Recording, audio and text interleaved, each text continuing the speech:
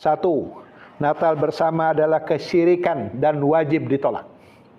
Natal bersama bukan sekedar acara sosial, tetapi perayaan akidah yang mengakui kelahiran sosok yang diyakini sebagai Tuhan atau anak Tuhan. Ini bertentangan langsung dengan tauhid dan termasuk syirik yang besar, dosa terbesar yang tidak diampuni jika tidak ditaubati. Umar bin Khattab radhiyallahu anhu menegaskan agar menjauhi kemaksiatan demi mencegah bencana, maka menolak perayaan syirik adalah kewajiban mutlak. Karena syirik adalah kemaksiatan terbesar. Dua, bencana baru terjadi, mengapa memancing murka Allah lagi? Saat Aceh dan Sumatera dilanda bencana parah, semestinya umat memperbanyak taubat, istighfar, dan empati. Bukan justru menggelar kemaksiatan terbesar dalam akidah.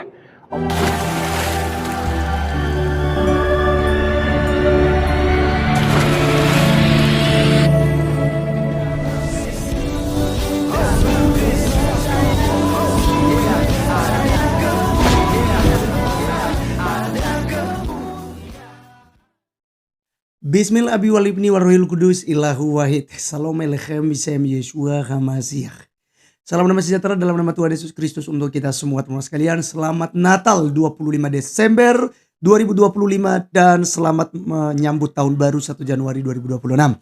Teman-teman sekalian, di video cuplikan di awal nanti kita akan tonton secara lengkap ya pernyataan sikap dari orang-orang dungu ini kayaknya ya, gitu ya, yang intoleran gitu ya. Di mana mereka menganggap bahwa Natal itu adalah sesuatu yang maksiat. Suatu hal yang syirik katanya, dosa besar ya. Jika itu diadakan sebagai Natal bersama gitu ya. Apakah itu Natal nasional atau itu mungkin Natal secara provinsi, Natal bersama di kabupaten, Natal bersama dan lain-lain segala macam ya yang diadakan oleh orang-orang Kristen di bulan Desember. Jadi teman-teman sekalian, sebenarnya mereka tidak punya hak di situ. Karena negara ini bukan negara Islam ya. Jadi harusnya sadar dong, malu dong gitu ya. Atau urat malunya sudah putus kah? Kalau sudah putus urat malunya sih ya oke lah. Teman-teman, perhatikan baik-baik bagaimana kemudian mereka itu menghina kelahiran Tuhan Yesus Kristus. Tadi kalau mereka bahas tentang namanya bencana yang terjadi di sana di Sumatera dan juga di Aceh, kawan-kawan sekalian, Serambi, Mekah ya. Iya kan, dengar-dengar itu 3 atau 4 kampung yang kemudian tenggelam dan itu tidak ditemukan kampung tersebut karena sudah memang tertimpa dengan lumpur gitu ya. Jadi kuburan massal ya.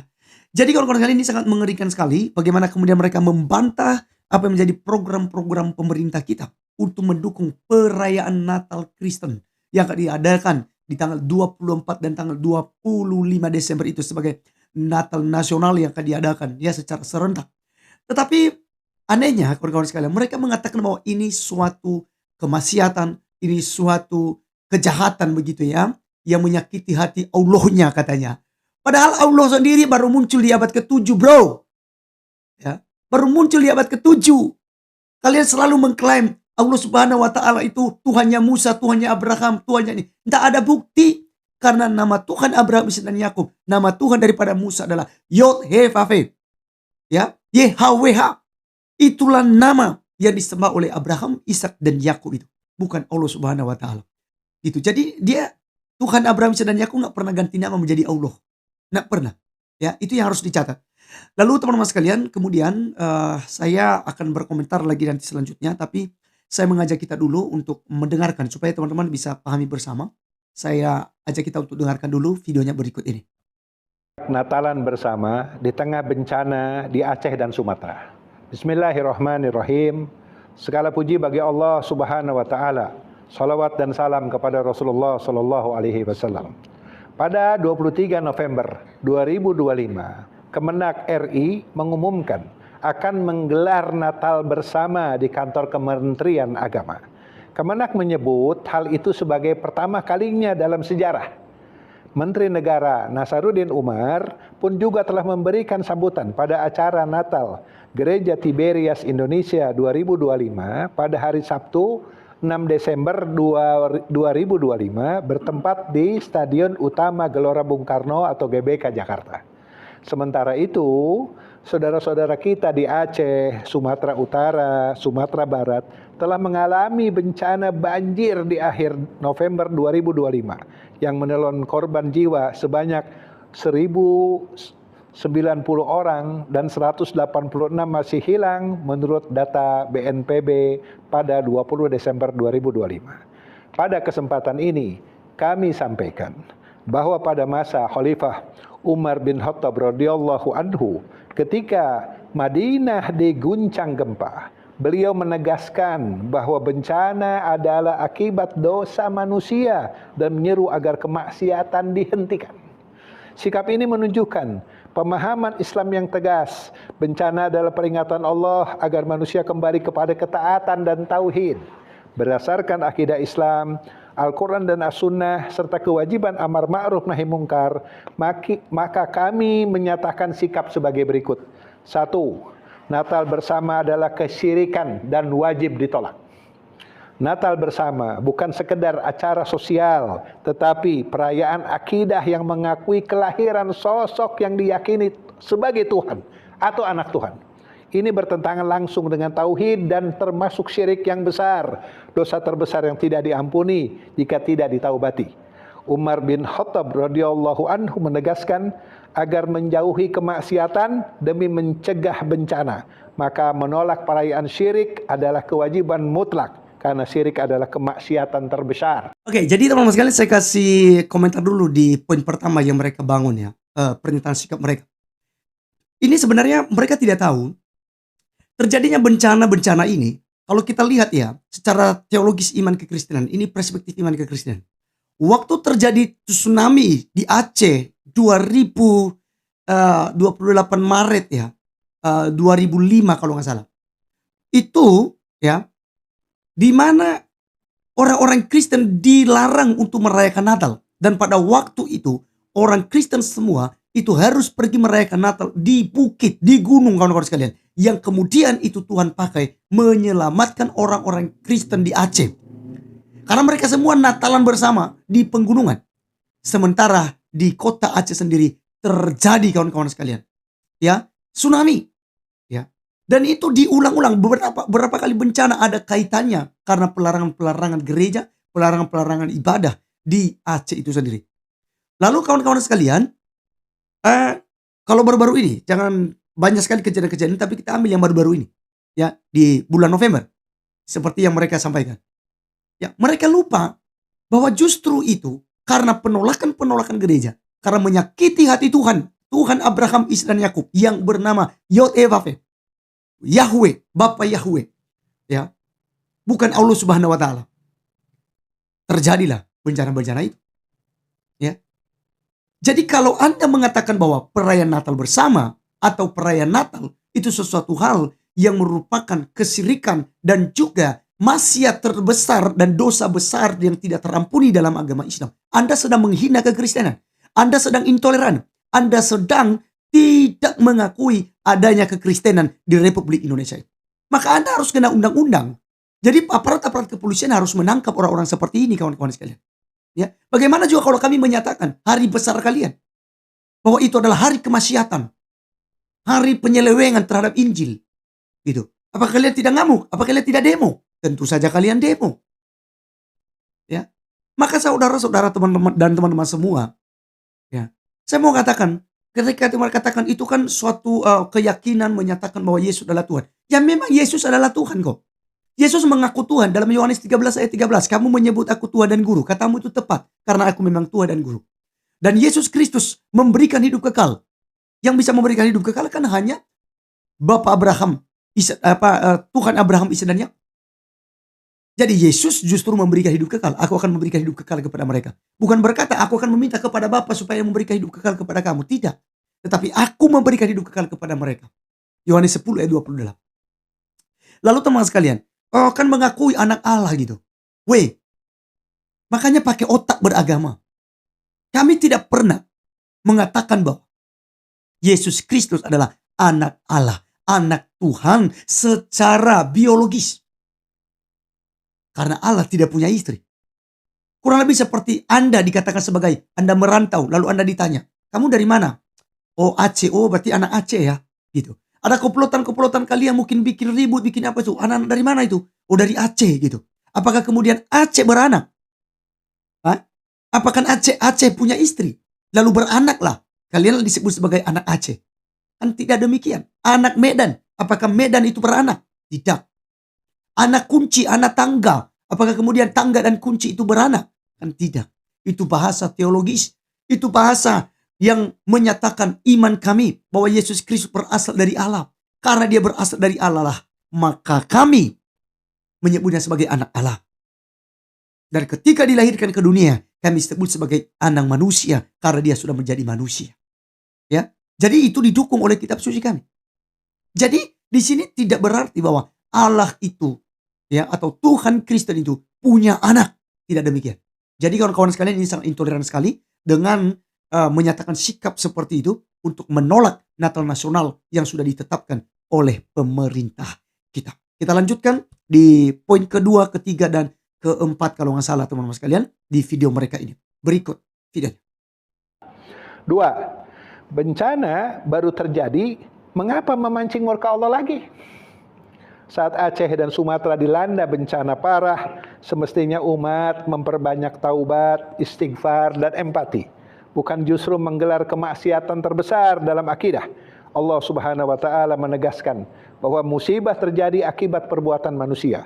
Mengadakan Natal bersama di saat ini adalah bentuk kelalaian yang berbahaya bagi keselamatan negeri ini. 3. Amar ma'ruf nahi munkar adalah kewajiban bagi setiap muslim.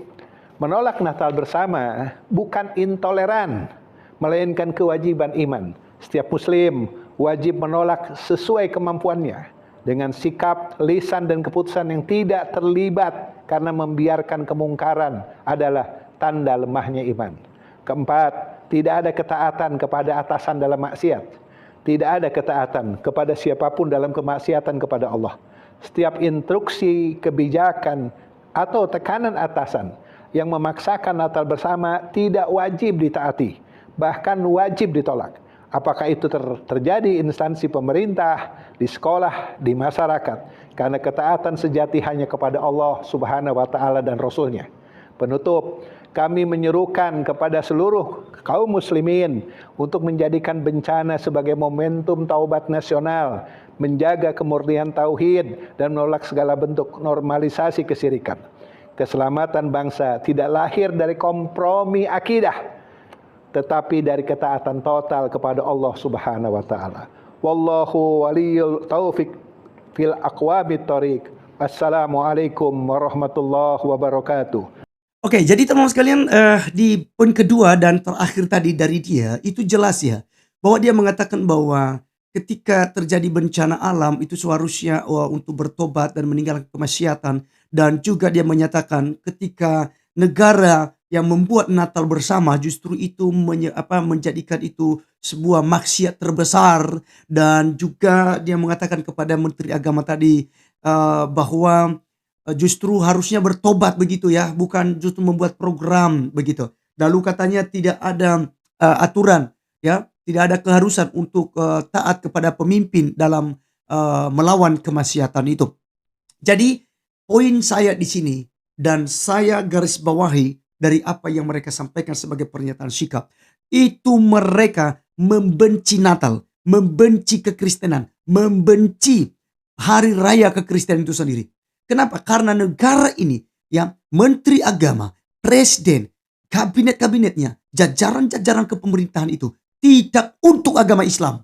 Tidak untuk agama Islam. Sekali lagi, tidak untuk agama Islam. Anda bukan pemilik negara ini. Islam bukan pemilik negara ini. Itu harus catat baik-baik. Jadi jika memang Indonesia ya adalah Bhinneka Tunggal Ika, maka tentu harus netral ya. Di hari besar kekristenan, pemerintah harus memberikan pernyataan-pernyataan sikap untuk menolak betul-betul intoleran seperti dilakukan oleh orang-orang yang tidak punya nasionalisme, yang tidak punya rasa kemanusiaan, rasa kebersamaan dengan perbedaan karena adanya perbedaan-perbedaan agama itu sendiri. Jadi kalau Anda kemudian tidak mau merayakan tidak ikut serta dalam perayaan Natal, setidaknya Anda tidak menghalangi pemerintah. Karena Anda bukan pemimpin. Islam bukan pemimpin di negara ini. Tetapi pemimpin-pemimpin adalah pemimpin untuk semua agama. 6 agama yang diakui di Indonesia ini. Maka pemerintah harus berdiri secara netral. Harus berdiri secara adil. Ada di tengah-tengah. Tanpa pandang agama. Tanpa pandang suku, ras, dan lain sebagainya. Jadi apa yang kalian sampaikan itu merupakan, ya, saya mau katakan bahwa itu suatu pemberontakan kepada pemimpin. Ya. Kenapa jadi pemberontakan? Karena itu artinya kalian tidak tunduk kepada pemerintah. Kalau pemerintah sudah menetapkan hal itu selama kalian ada di Indonesia ini, ya iya, kalau tidak mau ya buat negara sendiri kan. Ya, buat negara Islam sendiri. Kita mau akan lihat apakah Islam ketika sudah membangun negara sendiri itu berdiam, aman, tentram. Tapi kita sudah melihat dengan contoh-contoh yang sudah ada. Ya kan? Islam dengan Islam saja baku hajar. Jadi di mana damainya? Gitu. Di mana damainya? Oleh sebab itu, hargailah. Kita ini sama-sama punya hak di Republik Indonesia ini. Ya. Jadi jangan Anda menyatakan bahwa perayaan Natal nasional itu adalah suatu perbuatan maksiat. Oke, secara agama Anda, kalau Anda tidak mengucapkan Natal, Anda tidak mau ikut ke perayaan Natal, silakan. Tapi dengan pernyataan sikap Anda sudah menunjukkan diri Anda sebagai orang yang intoleran. Maka hukuman Tuhan Yesus Kristus itu akan ada atasmu. Ada atas anak-anakmu. Ada atas untuk keluargamu semua. Kenapa? Karena Anda menentang, bukan kamu menentang orang Kristen. Tapi kamu menentang Tuhan di atas segala Tuhan. Allah di atas segala Allah. Raja di atas segala raja. Imam di atas segala imam. Nabi di atas segala iman. Yaitu Tuhan Yesus Kristus. Ya, Dia adalah Tuhan dan Juru Selamat. Yang percaya kepadanya akan beroleh hidup kekal. Yang tidak percaya akan binasa. Itu sudah ya mutlak. Yang tidak beriman kepada Tuhan Yesus Kristus akan binasa. Dan Anda tidak percaya kepada Yesus, saya pastikan Anda tidak akan ketemu saya dalam kerajaan surga. Ya, Anda tidak akan bertemu saya di dalam kerajaan surga. Ya, tapi Anda akan punya tempat tersendiri yang sangat ya menderita ya dalam dua agama ini ya yang kita bicarakan, Islam dan Kristen percaya adanya neraka. Nah, dalam iman Kristen, perspektif iman kekristenan, orang yang tidak percaya kepada Yesus termasuk kalian semua itu pasti akan ada di neraka. Demikian sebaliknya dalam perspektif iman kalian. Kalian menyatakan kami kafir dan kami harus masuk neraka. Mari kita berjalan sesuai dengan keimanan kita. Kita buktikan di akhirat apakah Anda yang masuk surga atau kekristenan yang masuk surga. Apa komentar teman-teman semua? Silahkan tulis di kolom komentar. Saya Arif Gulung undur diri. Sampai ketemu di video berikutnya. Salam.